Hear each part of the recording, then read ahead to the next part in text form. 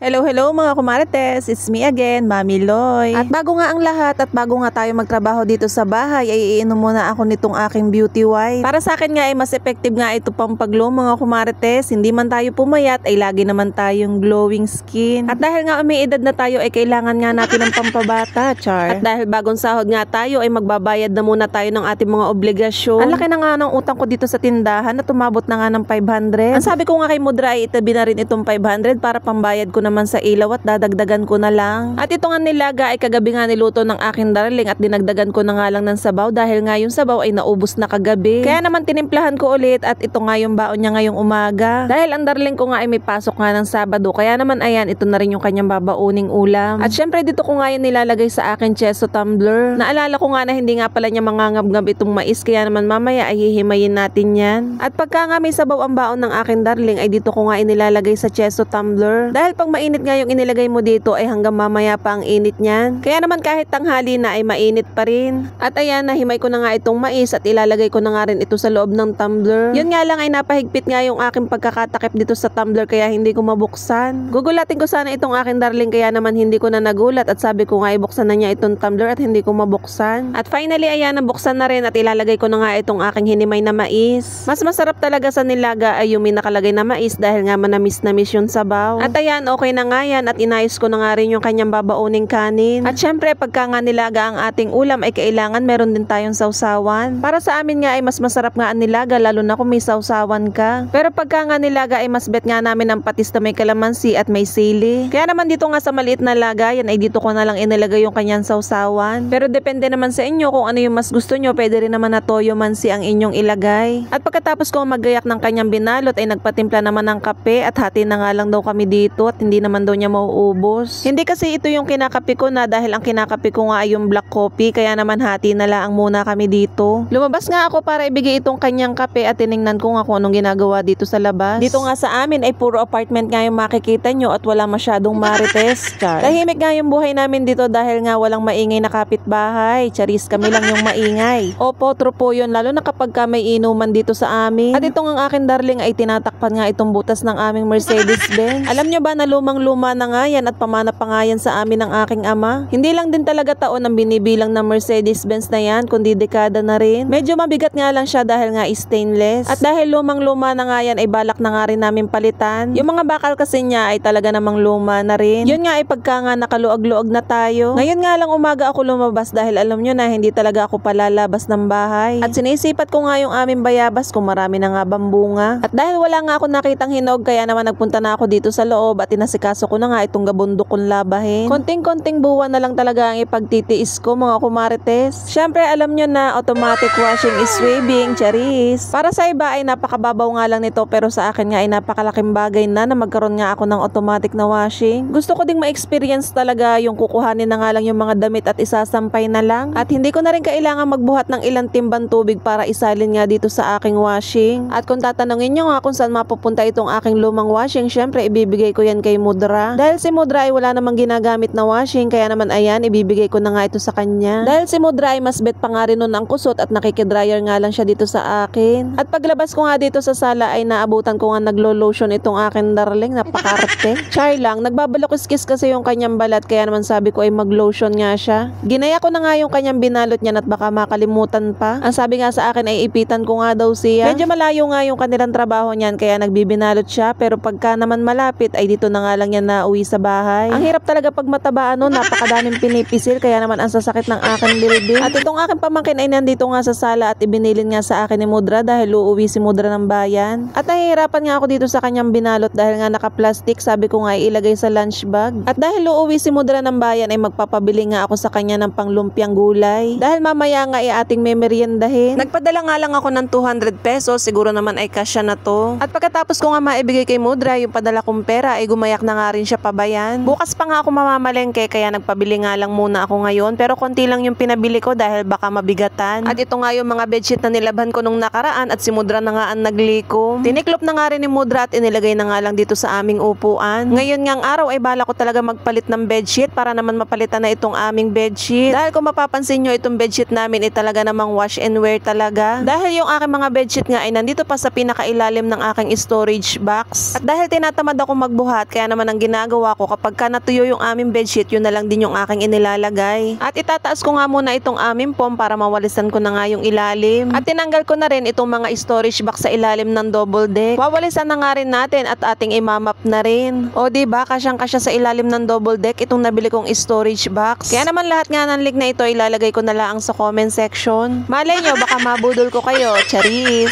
At kailangan talagang walisin yung mga ilalim. Kita nyo naman at may mga gabok pa rin. At ayan, nagising na nga itong aking anak at yung kanyang bedsheet ay pinalitan ko na rin. Ayan nga pala yung mga bedsheet na binili ko nga sa Sedera nung nakaraan. Yung kanyang cover ng kama nga ay may kapartner nga ding punda ng unan. At lahat nga ng punda ng unan namin ay papalitan ko na rin ng maiba naman. Halos talagang isang taon na kami magkakasama ng mga pundang ito, kaya naman goodbye muna sa inyo. At pagkatapos ko nga magpaikot ng aming mga damit ay ito naman yung mga isusunod ko, yung aming mga kumot at cover ng bedsheet. Pagkatapos naman yan ay dito naman ako nagpunta sa sala para magwalis nga ng mga ilalim. Literal talaga na walang rest day talaga si Kumarites. Syempre kapag nanay ka na ay wala talagang day off. Kaya naman pagka ganitong rest day nga ako ay multitasking nga ang aking ginagawa. Habang nagpapaikot nga ng labahin ay naglilinis naman at nagluluto na rin. Dahil bukas ay hindi pa natatapos ang ating mga gawain dahil bukas maglilikom naman tayo ng mga sinampay at magpaplansya naman tayo ng mga uniform. At ayan, dahil nagugutom na nga ako ay nagpalaman na nga ako nitong aking tinapay. At itong aking anak nga ay pinagpalaman ko na nga rin at tiningnan ko nga yung mata niya kung pula pa. Dahil nung ako nga ay dumating ay nagsusumbo nga sa akin na sinuntok nga daw siya nung kanyang kaklase. Buti na nga lang talaga at hindi siya namata. At dahil wala nga ako dito sa bahay ay si Mudra nga yung nagpunta sa school. At okay naman na at nakausap naman na ni Mudra yung bata at sinabing wag na ngang uulitin. Kaya naman sa mga kumamis ko dyan ay pagsabihan nga natin ang ating mga anak. Dahil pagka nakasakit ang ating mga anak ay sino bang perwisyo kundi tayo ring mga magulang. Aminado talaga ako na itong aking anak ay napakapikunin talaga. Pero lagi ko nga talaga sa kanyang sinasabi na kahit anong asar mo ay wag na wag kang mananakit. Pero dahil nauna nga yung kanyang kaklase ay gumanti daw siya. Napaawa naman daw kasi si Mudra dahil nung nakain nga ay umiiyak daw. Pagkalabas ko naman ng trabaho ay agad ko naman chinat yung kanyang teacher at pagsabihan na nga lang ang mga bata. Kaya naman sa susunod na taon nga ay doon ko nga ito papapasukin malapit sa aking biyanan. Para kahit papano doon ay matingnan-tingnan din. Hindi naman kasi talaga mawawala yan at kasama talaga yan sa kanilang paglaki. Yun nga lang ang iniiwasan ko talaga ay yung makapanakit o siya ang masaktan. Dahil syempre tayo ay magulang ay ayaw na ayaw natin masasaktan ng ating mga anak. Ang sabi ko pa dito sa aking anak, ang ayaw na ayaw ko talaga ay yung ipapatawa ko sa school at sasabihin na siya ay nanakit. Dahil alam nyo ba yung pambubuli na ginagawa sa kanya ay naa-adapt niya nga din dito sa bahay. Minsan ang kaaway ay yung mga pinsan kaya naman napapagalitan ko talaga. Hindi talaga maiiwasan dahil ginagaya nga yung kanyang mga kaklase. Kaya naman pag nandito nga sa bahay ay pinuputol ko na agad ang sungay. At ayan, maiba na nga tayo, buti na lang at nagustuhan nga din itong palaman na Star Margarine. Ito nga yung almusal niya kaya naman ang bilis namin sa tinapay, nakalima agad. Kaya naman ang susunod ko nga bibilhin na lang na palaman sa kanya ay yung Star Margarine na lang dahil mura-mura nga yun. Pagkatapos nga namin kumain ay kinuha ko na nga yung mga nilikom ni Mudra na mga bedsheet. Maigi na nga lang at meron pa nga akong bakanting storage box kaya naman dito ko na lang muna pansamantala ilalagay. At dahil uunahin ko nga muna ang automatic na washing machine ay saka ko na nga lang isusunod yung aming cabinet. At habang naglilinis nga ako dito ay nandito nga ang mga bata sa sala, mga naglalaro. Diyan na nga lang talaga sila nagkakasundo sa larong Minecraft. Pero minsan nga ay mausisa mo ay nag-aaway-away din. Kaya naman itong mga batang to ay hindi pwedeng iwanan, kailangan palaging may bantay. At pagkatapos ko naman magwalis dito sa sala ay nagmap na nga ako ng aming sahig. Nagpalit na nga rin pala ako ng mga basahan dahil yung aking mga basahan ay madudumi na rin. Nalimutan ko pa ngang isama sa labahin kaya naman bukas ko na nga lang lalabhan. At pagkatapos naman yan ay dito naman ako sa kwarto nagmap. Minap ko na rin pala yung mga ilalim para matanggal na nga rin yung mga gabok. Hay naku, kung alam nyo lang ay kulang na kulang talaga ang 2 araw na rest day. Kung pwede nga lang sana ay 3 rest day para naman masulit namin talaga. Ganon talaga siguro kapag ka working mom ka, wala nang pahinga. At ayan na nga, no, matuyo na nga yung sahig namin ay inilatag ko na nga ulit itong aming foam. At ito nga pala yung nabili kong bedsheet sa Sedera. Kita nyo naman, napaka-cute at panda pa. Hindi na nga kasi ako namili ng mga ibang design. Kung ano na lang yung nakita ko, yun na lang din talaga yung aking binili. At kagaya nga nun sa anak ko, ito nga yung binili kong punda, turno rin sila. Para naman matchy-matchy. Panigurado ay masarap na naman ang aming tulog niyan dahil mga bagong laba nga itong ating mga bedsheet. Na mga oras nga na yan ay tapos na nga ako magsampay ng aming mga labahin. Nakapaglinis na nga rin ako at nakapagluto na rin kaya naman pwede na tayong mahiga. Kita nyo naman sa laki ko nga ito ay baka hindi na kami magkasyang mag-asawa din ni Chan. O diba, ang cute mga kumarites. At ayan, fast forward na nga tayo at nakapagluto na nga ako nitong aking gagawing lumpiang gulay. Ginisa ko nga lang yan at naglagay nga lang ako ng isang Knorr pork cubes. At nung lumamig na nga ay pinagtulungan na nga namin ni Mudra para mabalot na nga itong lumpiang gulay. Kala ko nga ay hindi na nga ako kakain ng kanin at ito na nga ang aking hapunan. Dahil syempre magdadayat tayo, ito na muna ang ating kakainin. Char. Tapos na nga ako maghiwalay ng lumpia wrapper, kaya naman sabi ko kay Mudra ay liligo na muna ako at siya na muna ang bahala dito. At habang naliligo nga ako ay nagpiprito naman si Mudra nitong lumpia, kaya naman ayan, pagkatapos ko nga maligo ay luto na. Namiss ko talaga itong lumpiang gulay. Tapos samahan mo pa nitong sukang atsara na may madaming sibuyas. Talaga naman na craving satisfied na naman si kumarites nyo. At ayan, kain po tayo mga kumarites. Kakatapos ko nga lang maligo niyan at nakaapat na lumpia nga ako. At yun lang naman ang ganap natin for today's video. Thank you for watching. Bye!